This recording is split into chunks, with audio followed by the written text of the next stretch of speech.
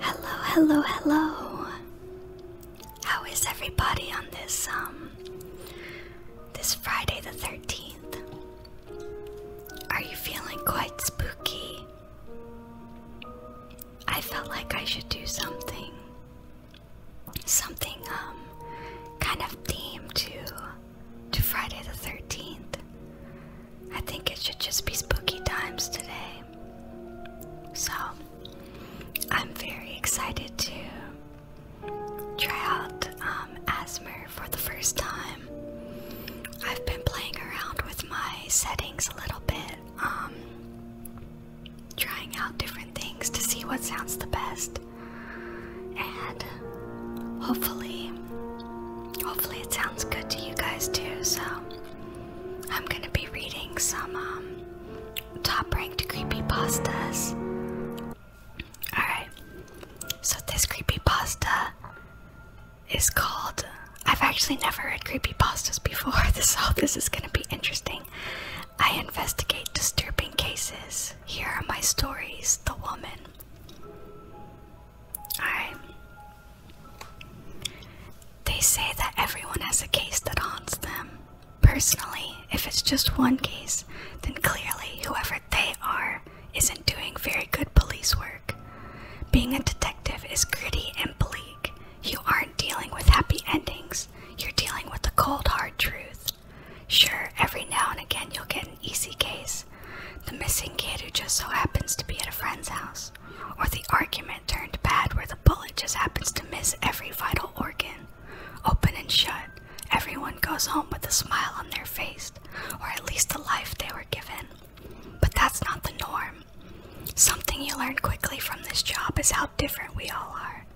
Each person taking you down a wholly unique path filled with their own challenges. Each time you try and understand the person you're dealing with, but most of the time, you never really do.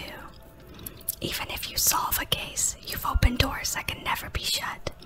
And just like that, you're now involved in the lives of people that extend beyond a court date.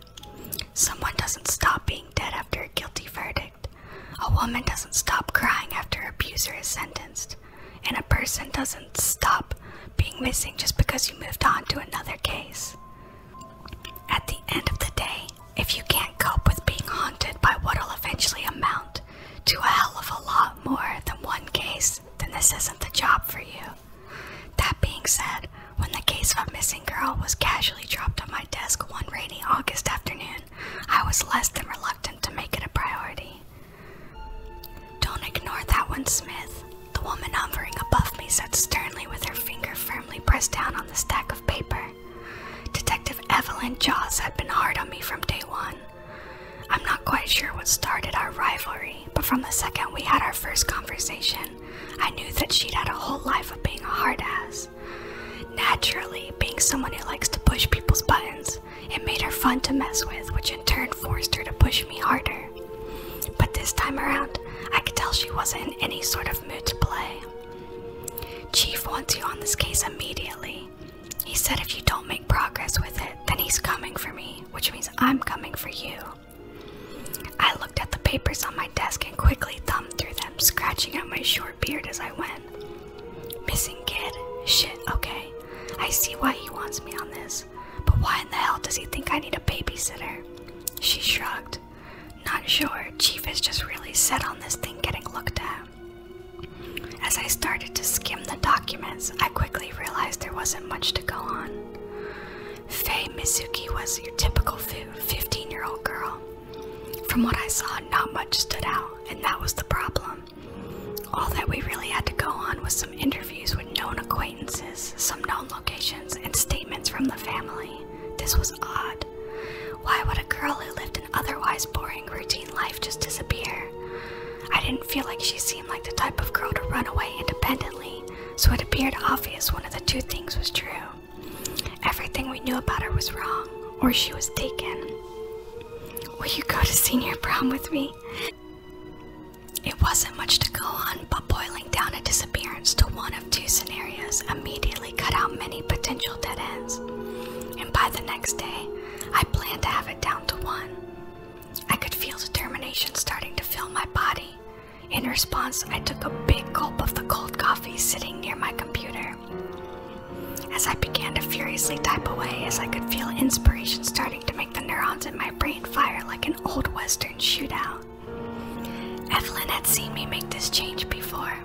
As soon as she noticed me going into work mode, she turned away without a word and let me get down to brass tacks. I think I even caught what I thought was a slight smile as she let me do my thing. And in doing my thing, I found exactly what I was looking for.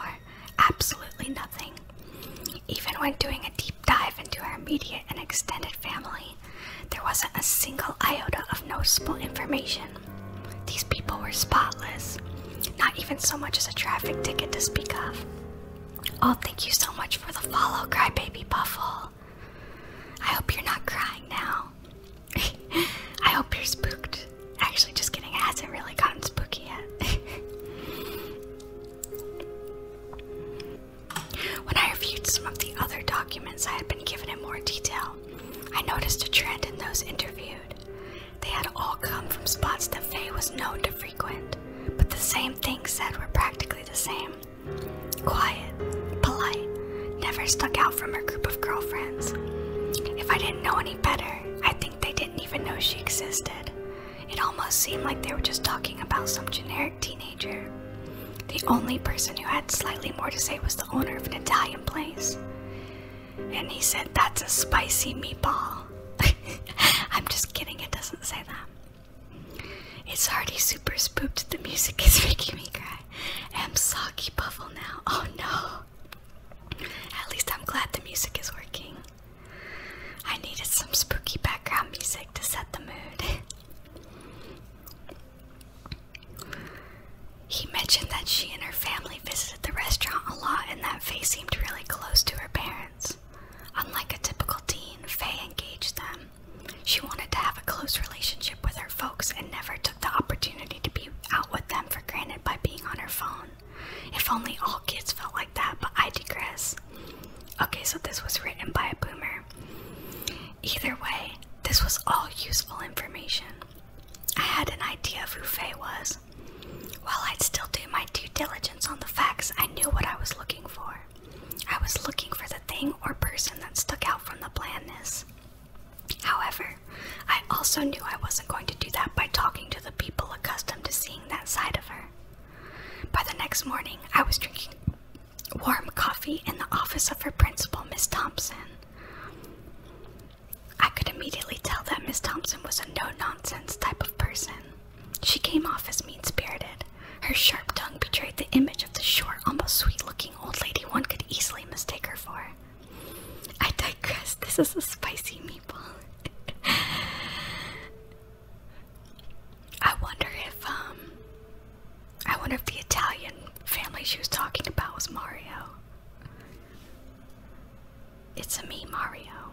That's the real creepy part of this. I already talked to the cops. I don't know why you're here, she said, waving me off. And I understand that, Miss Thompson, I started. But I'd just like to ask some follow-up questions if you don't mind. This must have offended her because she stopped typing at her computer and gave me an "are you serious" type of look.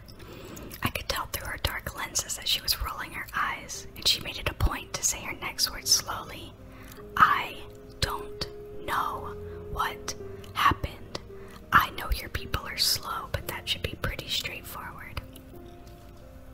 Being a black detective in a very non-black area, you always expect some people to treat you differently, but her bluntness caught me off guard. As much as I wanted to cuss her out right there and remind her that I don't give a damn that she's an educator because I'm still a cop, I knew I needed her information. I instead opted to smile and forced out a fake laugh. Look, I really don't want to take up much of your time. If you say you don't know anything about her disappearance, then fine. But surely you know if she's been into any trouble. Maybe some kind of an altercation with a teacher or a classmate. To her credit, she actually stopped to think for a moment. Her history teacher, Mr. Berkeley, he's mentioned her name a couple of times, and I thought it was odd because she's never had issues in any other class. Maybe he knows something. Bingo, a hint at a break from her norm. And when could I see him? I asked. If you come back at lunch, he should be in room 2105. She turned her attention back to her computer. Her hand waved frantically towards the door, signifying that she'd done her part in setting me in the right direction and that I needed to leave her alone. I took the hint and walked towards the exit, but I couldn't help myself from stopping at the door. You know, I was always the fastest kid in my grade. Though when you're in your 30s, I guess you're not as fast as you used to be. But I'd imagine that's something you figured out many decades ago. Tragic. Sick burn. And with that, I slipped out the door, only glancing back to see the look of pure anger she had plastered on her face. Fast as fuck, boy. He's supersonic fast. When 12 o'clock rolled around, I returned for my rendezvous with Mr. Berkeley. I strolled into the messy classroom and noticed the balding, shorter man tucked away behind his desk with a stack of papers neatly placed beside him. I waited for a moment by the door, but it wasn't until I intentionally cleared my throat to get his attention did he break from his work to look up at me. "Oh," he said, startled, jumping a bit in his seat. "I apologize, I didn't see you there. You must be the asshole detective I was told needed to talk to me." Sonic vs. Mario, the Creepypasta. I should have just read Sonic vs. Mario fanfiction. That would have been plenty creepy. Sorry if there's any Mario Sonic fetishists out there. Asshole detective, I chuckled. Maybe Monday through Sunday, but other than that, I swear I'm the nicest guy in the world. He laughed and the mood seemed to lift a bit. "What can I do for you, Detective?" Smith, Detective Smith, I said, pulling out a chair from a nearby desk while opening up the notes app on my phone. "You're Faye Masuki's history teacher, right? I'm assuming you've heard the news of her disappearance. Is there anything of note that you can tell me about her?" He thought for a moment. "No, not really. Faye is a pretty good student, does all her work, shows up on time, gets good grades. All of that would seem to make her better than just a pretty good student, yeah. I heard from my sources that she's a straight-A student, so surely she's better than that." He shrugged. "I suppose nothing major separates Faye from the great students, in my opinion." "Nothing major? Tell me about the minor stuff, then." "Really just some disciplinary stuff. She's very talkative in class, and I've had to have a few conversations with her about being disruptive. Everything I've read about her says that she's a quiet girl. Seems a little odd that she'd be a chatterbox in your class all of a sudden. Not that I don't believe you, but things change when your best friend is in your class." "Best friend? Do you have the name of this person?" "Yeah, Hannah Sterling. 16, blonde hair, freckles, green eyes. I think she swims with Faye on the water polo team." Interestingly enough, Hannah hadn't been in any of the reports I'd read. How could we have missed a best friend? I wanted to push further on this fact, but as a 50-year-old teacher, Mr. Berkeley didn't have much insight into the personal lives of these kids. "Hannah Sterling," I pushed. "From what I've come to understand, she's not someone that I know of to be in Faye's main group of friends, and yet they're constantly chatting it up. They seem pretty friendly in class, that's all I can say. Whether or not they hang out outside of it isn't really my place of expertise, but I always assumed they were close." The well of information there was running dry. After a couple more questions, I thanked Mr. Berkeley for his help and proceeded to make my way back to the car. On my way out, I sent text messages to my officers back at the station to find me all the info they could on Hannah Sterling. I also asked them to check up on the people who had interviewed to see if they had recognized the name or the description. By the time evening rolled around, I had exactly what I needed. A location and all the pertinent background knowledge to break the case wide open. Hannah actually had quite a history. Drug dealing, running away, multiple suspensions from school, and a long list of other minor offenses. She was a young girl on the wrong path. Not exactly someone you'd expect Faye to be associated with. And apparently, she wasn't someone her family expected her to be associated with either. From a follow-up interview that one of my officers did, I learned that Faye and Hannah were friends in middle school. But Faye's parents disapproved of the friendship and had thought the two split ways. Even Faye's close friends had no idea that the two were were friendly. This was the abnormality, the thing that stuck out from the blandness, and likely the key to where to find Faye. At 7 on the dot, I was knocking on her door and flashing a badge. Having seen this kind of thing many times before, Hannah's parents didn't put up much of a fuss when I said I need to speak with her privately. In the next couple of minutes, the young girl was sitting across from me in her living room, seemingly trying to make my heart stop with her stare. Obviously, the last thing she wanted to do was be talking to the police, even with her friend's life potentially at stake. Whatever it is, I didn't do it, she said with no hint of emotion in her voice. She simply stared forward at me with her arms crossed. Well, I guess my work here is done then, I joked. There wasn't even a hint of smile from the girl in response. I cleared my throat and followed up. Right, look, all I care about is finding Faye, and I have reason to believe that you can help me with that. She scoffed. Why? I didn't have anything to do with what happened. Maybe you should go look for the person that's actually responsible. Obviously, I wasn't getting through and needed to try a different strategy. That's fair. Look, I believe you, and I'm not here to get you into any trouble. I just want to know some things that I don't think other people are willing or able to tell me. Whatever you say won't be used against you, but I need your help. And how do I know that you're not just saying that to get me to talk? Because you have my word that if you get caught for anything in the future, I'll be in your corner defending you. I know you've had a rough life, and it would surely behoove you to have someone on the inside that can vouch for you if you work with me, yeah? She raised an eyebrow at this and thought for a moment. I could tell my proposal piqued her interest. I still don't know how I can help. I quickly pulled out my notes app and replied, all I need you to do is lead me down the right path. First, why don't Faye's parents know about you if you two are still friends?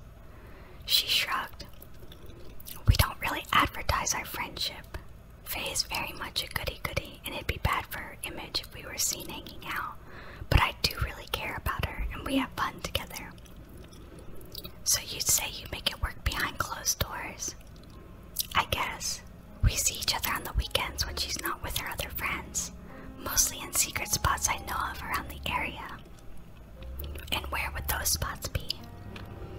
A slight laugh escaped her, and I could see her body start to relax. I'm definitely not telling you that, cop. Doesn't matter though, she wouldn't be there anyway. Faye is terrible with directions. Plus, she wouldn't have a reason to visit without me. Still though, a young person breaking from her boring life is exciting. I'd imagine she wasn't just hanging out.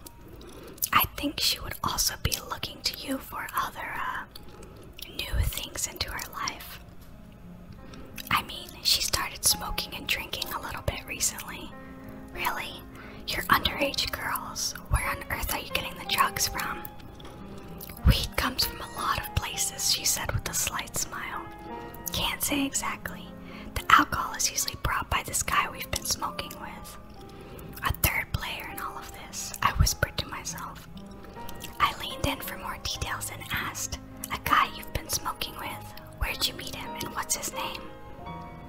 We just know some of the same people. I think his name is like Walter something. 17, tall, pale skin, dark circles under his eyes like he hadn't slept well in weeks. I think he goes to one of the schools around here. Did he and Faye talk a lot? Faye talked about him a little bit to me, and I thought there was some chemistry there, but nothing I really ever looked into. Goddamn, Walter, I know. Why Walter of all things? He doesn't even get a last name either, he's just Walter. Walt. After about a half hour more of asking standard questions and exchanging phone numbers, I left with my mind made up. The threads were leading me to this Walter kid. Something in my gut told me he knew exactly where Faye was, and one way or another, I was going to get that information out of him. The next day in the office was a mad rush of writing reports and trying to do my research on just who this kid could be. But just going off of a name and vague description wasn't enough.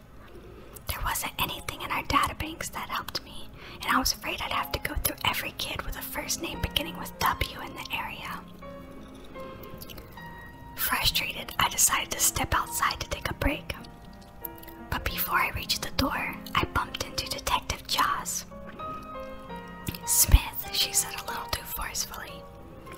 "How's your case coming along? It's been a couple days, and you know what they say about 48 hours. You're not slacking, are you?" I shook my head and threw my hands up. "I'm making progress. I think I'm close to it. There's just one little detail to solve, and after that, I'm off to the races." She leaned against the wall and sipped her coffee. "Oh, and what's that?" "Some kid named Walter something, 17, tall, pale skin, dark hair, circles under his eyes. It sounds like most guys I know, besides 17. Apparently he's from the area, but I have no idea where to find this guy." She thought for a moment and snapped her fingers. Without a word, she ran off. A couple minutes later, she came back and motioned for me to follow. A couple of the officers were sitting around a computer with a picture pulled up of a rather rough-looking young boy. "This is the guy you're looking for, Detective," the younger of the two officers asked in a distinctly New York accent. "We've had some calls about him before. He's run away from home a couple times, and we had to bring him back. Nothing else on the rap sheet, though. Walter Crane is the full name." Hoping it was who I was looking for, I snapped a picture of the boy and sent it to Hannah. Within minutes, I had a response confirming that it was indeed the same kid. My eyes grew wide reading her text. Immediately, I grabbed the address for Walter's school from the guys at the computer and bolted out the front door, shouting that I owed them big on the way out. I made the drive from the station to the school in record time. In what felt like seconds, I went from demanding that the principal grab Walter to sitting down with the kid in a private room. Right off the bat, I could tell that he was nervous. I didn't even have to say Faye's name for him to know precisely why we were sitting across from each other. Without saying a word, I wanted him to know that I was sizing him up. But it was apparent I didn't have to do much to intimidate him. It was like Hannah said, it looked like he hadn't slept in weeks. He was skinny, smelled like cigarettes, and struggled to make eye contact. But even beyond that, his general unkempt look, loose-fitting clothes, and pale skin belied a kid that was obviously struggling with something pretty serious. "Oh, Puffle, thank you so much for the head pat." Oh no, my head pat's not here. I'm so dumb.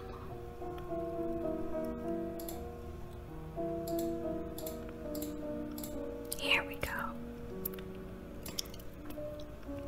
Now thank you for that pat. Muchly appreciated. I don't do a lot of just chatting streams, so I completely forgot to set up my redeems as well.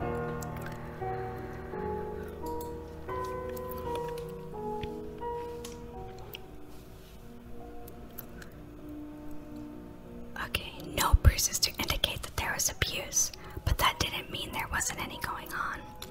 Either way, something was deeply wrong. I don't know why I'm here," he eked out. I wasn't in the mood for games. "Look, kid, a girl is missing, and I have reason to believe that you know something." "Why me?" I sighed. "Tell me how you know Hannah Sterling. Don't lie either. I've talked to enough people to know the truth here, and I swear it's gonna look awful for you if you start jerking me around." It was starting to get spoopy, so I had to give you an emotional support animal pat. I appreciate it. I'm eager to see where this goes. Alright, Walter fell for the bluff. Okay. She sold me drugs." "What kind of drugs?" I demanded. Just weed," he replied softly. "Did you ever smoke weed with Hannah?" "Sometimes, yeah. Why? Was there ever anybody else there?" "And if so, then what was their name?" "Yeah, a girl named Faye." "Bingo. Bing pot. Did you ever talk to Faye outside of smoking with Hannah?" He started to choke up.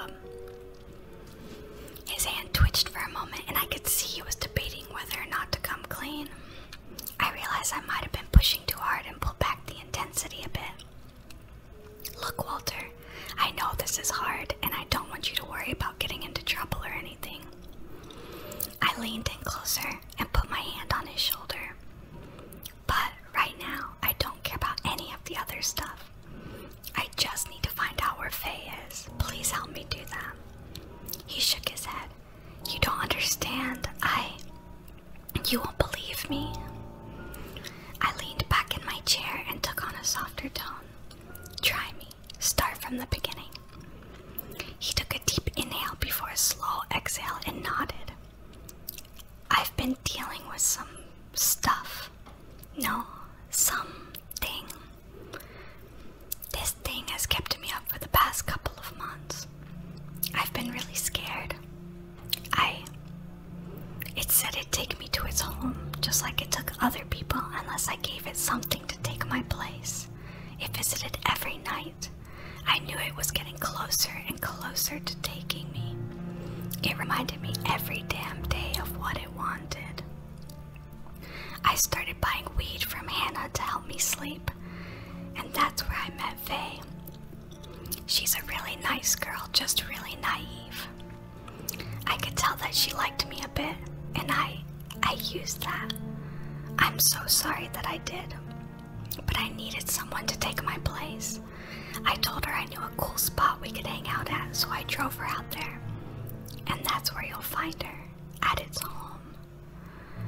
I promise I didn't hurt her, but you have to see. None of this made any damn sense to me. I couldn't tell if Walter was admitting to murder, maybe with an accomplice, or if he was hinting at something else entirely.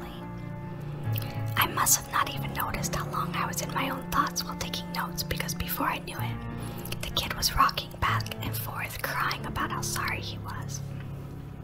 I tried calming him down, but to no avail. The best I could do was wait until his panic attack was over, but even then, he profusely stated how he never hurt Faye, and that he was just doing what he could to survive. The kid was spooked out of his mind, and suddenly, his appearance made more sense.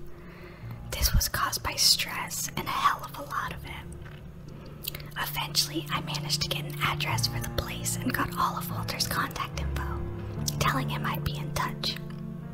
On the way out, I took a few minutes to try and convince the principal that she should send Walter home for the day. For whatever happened, he was a teenage boy under a lot of stress. I had no qualms about bringing him to justice if and when the time came, but I also felt sympathy for whatever he was going through. She seemed to respect my suggestion, but I'm not sure if she ever actually did anything. Either way, that was a secondary concern. At the moment, I had my location about a 45-minute drive away, and nothing was going to stop me from getting there. I jumped in my car and burned rubber towards the address. My attention never once broke from the road ahead of me, and my mind was solely focused on finding Faye. Not a single stray thought entered my mind. When I finally arrived at the nearly dilapidated house out in the middle of a random plot of land surrounded by nothing, I truly started to fear the worst. By the looks of it, it was an old abandoned 2-story farmhouse.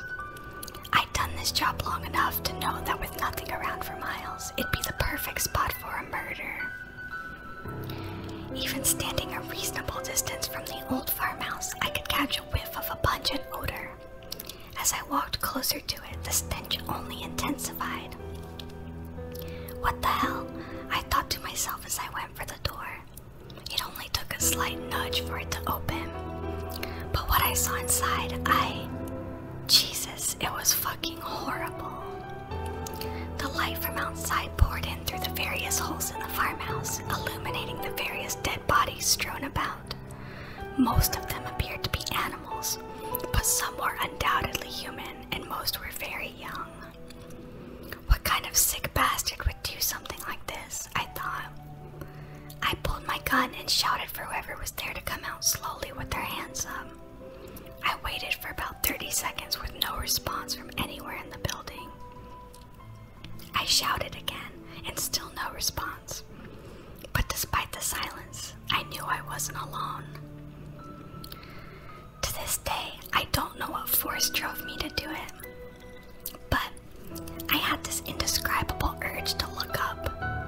For a moment, I thought I saw what appeared to be a massive 4-legged spider scurry from the ceiling into one of the rooms on the second floor. Hello, Brotherhood. I'm so glad you could join us for spoopy times. How are you today? My brain couldn't quite process what I had just seen. If that was a spider, it was easily as long as a polar bear. It had to be at least 9 feet, with legs easily matching the length of its body. But the more I thought about it, the more I questioned. What spider had smooth skin with the head of long black human hair? Gun pointed in front of me, I ran up a set of dangerously old stairs and followed the thing into the room I had seen it enter. What stood before me was most definitely not a spider. It was a woman. I'm doing well too. Happy Friday the 13th. Get cozy. This is why I don't go outside. I completely understand. I don't go outside either. And I definitely don't want to see spider-women hybrids. She did stand at approximately the 9-foot height I assumed when I first got a glance. Her body was rail thin, with loose hanging gray skin and arms that dragged behind her on the ground. But it wasn't just impossible proportions of her body that terrified me to my core. It was looking at her eyeless face and rubbery lips, the corners of which drooped far past her chin in a permanently distorted frown. Inside her mouth, it appeared as though she was sucking on what I thought was a skull, like a cartoonishly sized jawbreaker. Her long gray tongue wrapped entirely around it, and milky viscous saliva dripped from her mouth as she moved it around. I wanted to gag at the sight of her. My body was frozen in fear. I didn't know what to do or how to react. For a moment, we just stared at each other until I heard moaning. My eyes darted from the monster of a woman to the source of the sound. In the same room was a young girl, one that I recognized, Faye Mizuki. She was lying on the ground, her eyes rolling into the back of her head. It looked as though she was covered in dirt. I finally found her, but I knew this thing wouldn't just let me take her with me. I had to make a quick decision. It was now or never. I fired off multiple rounds into the thing and rushed towards Faye to grab her and get the hell out. But only after taking a couple steps forward, I found myself flying backward and smashing back onto the ground. Despite her lack of apparent muscle, she was incredibly strong. I tried scrambling for my gun, but she snatched where it had fallen beside me and flung it into some dark corner. Now I was utterly defenseless. By the time I realized what happened, I felt the woman's ice-cold fingers double-wrapped around my throat. She carried me to the first floor and slammed me against the splintering wall. I struggled to breathe against her might, and as my vision started to blur, I could see her puffy gray face come close to mine. The two words she uttered through rotten breath and her deep voice chilled me to the bone. Get out. I knew she wasn't going to tell me again. And realistically, I had no means of objecting. I took one glance at the room on the second floor and saw Faye looking down at me with tears in her eyes. And what did I do? I'd like to say that I stayed, and like a good cop, I fought against the odds to do the right thing. But no. One more glance at the figure towering above me and I ran. I ran like a coward with his tail between his legs. This makes me want to play Phasmophobia or any spooky ghost game.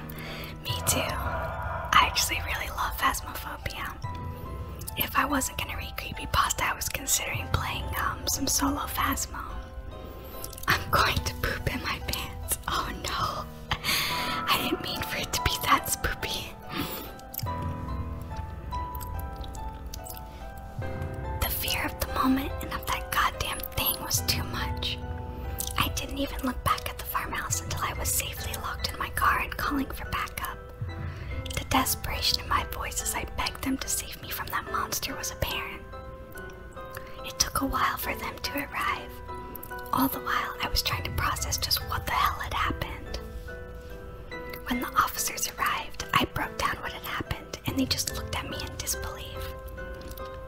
When I realized they didn't actually believe me, I just told them to shoot any damn thing that moved in there except for the little girl. I watched as they disappeared into the house, but no sense of comfort came over me. Moments later, I saw a familiar vehicle pull up beside me, and a gravelly voice yelling out my name.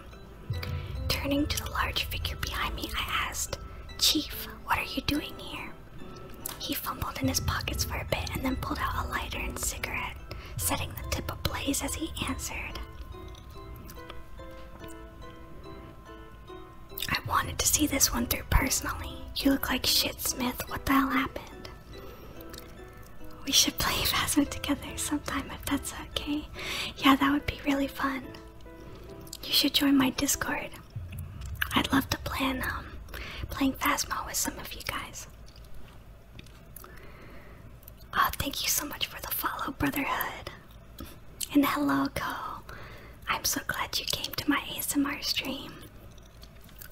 I'm glad you're enjoying this poopy story. This was a top-rated creepypasta, like a 9.5.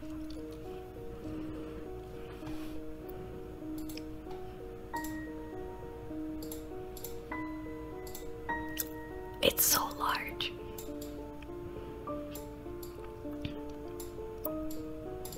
Big boy. Big boy water bottle.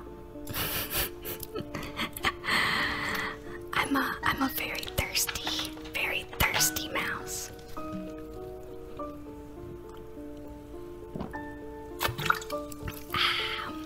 I wonder how that sounded actually. I hope that wasn't too loud. Yeah, my throat is getting dry, so I appreciate that. Hydrate. Awesome, Puffle. I'm glad. I'll be excited to talk with you there. Alright.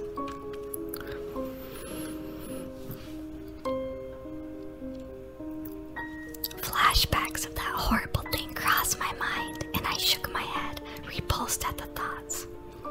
I found the girl and something else. Look, everything will be in my report tomorrow. But when the officers kill whatever the hell is in there, you need to see it with your own eyes. He stared at me for a moment, puffing on his cigarette. I couldn't read him. All I knew is that the look on his face wasn't disbelief, but something else entirely. Pity, maybe. I'll never know. Either way, he played off my fears and simply said, "Go home, Smith. We'll handle things from here. You've worked hard on the case, and it looks like you've been beaten up a bit. Detective Joss will be on the scene soon to tie up loose ends." I was shocked and found myself speaking at a little louder of a tone than I had expected. "What? No, I have to see this thing through. I have to make sure she's okay." The look in his eye implicated he wasn't going to argue with me. "No, Smith, you're going home. We will take care of everything. You have my word." I wanted to fight it. I wanted to scream and yell that this was bullshit, but I knew my place, and I knew I didn't have any standing to force the issue. Reluctantly, I got in my car and drove home mad at the world. That night was awful. I couldn't stop thinking about that monster I'd come face to face with, or the conversation with Walter that now made complete sense. The thing was hunting him, and it was smart enough to get him to sacrifice something else in his place. I wouldn't be able to sleep either if I knew that thing was coming for me. Hell, it probably explained him running away too. He was probably trying to get as far away from it as possible. Still, he knew he'd never succeed until either it took him or until it took someone else. But why?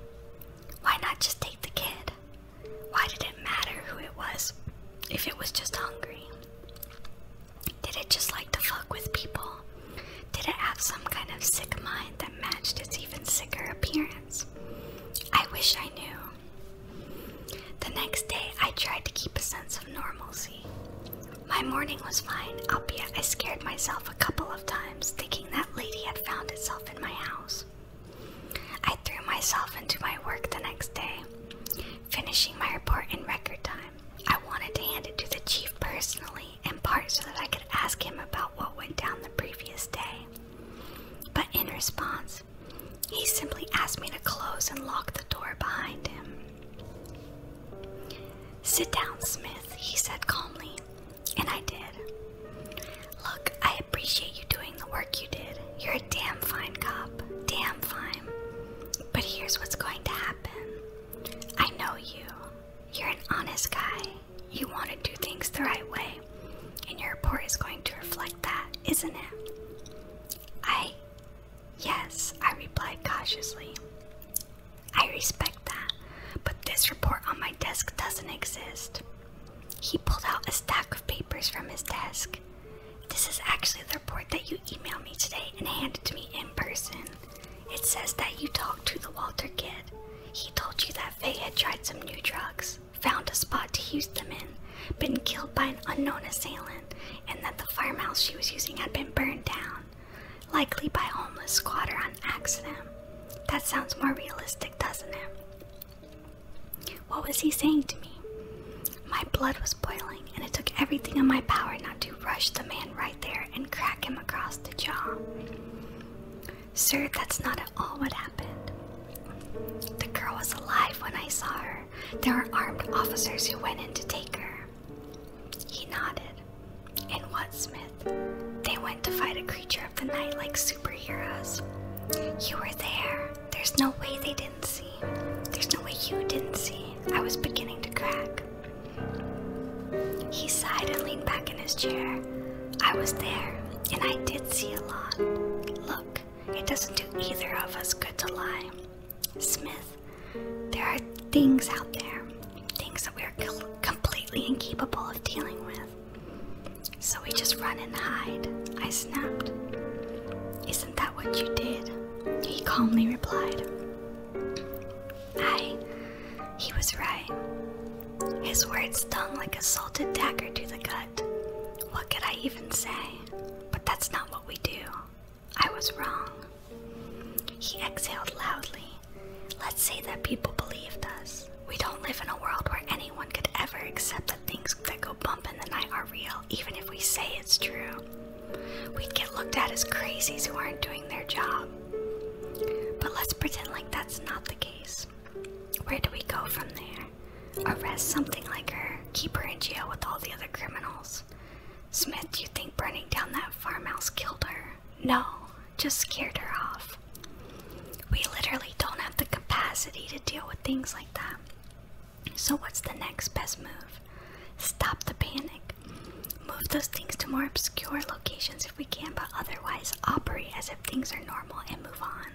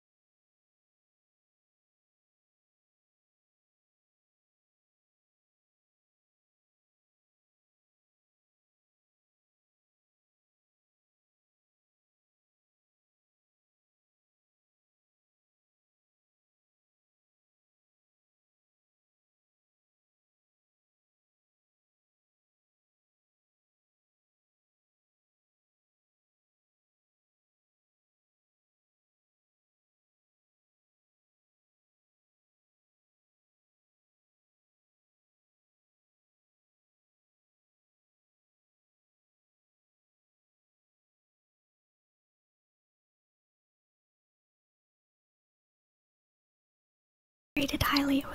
It was really well written. I kind of wish there was more action.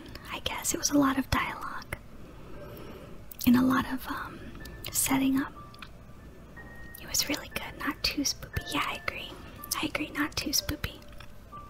Alright, so I really appreciate you guys coming and watching me, or rather listening to me do some creepypasta ASMR. I really enjoyed it and I'm excited to do more.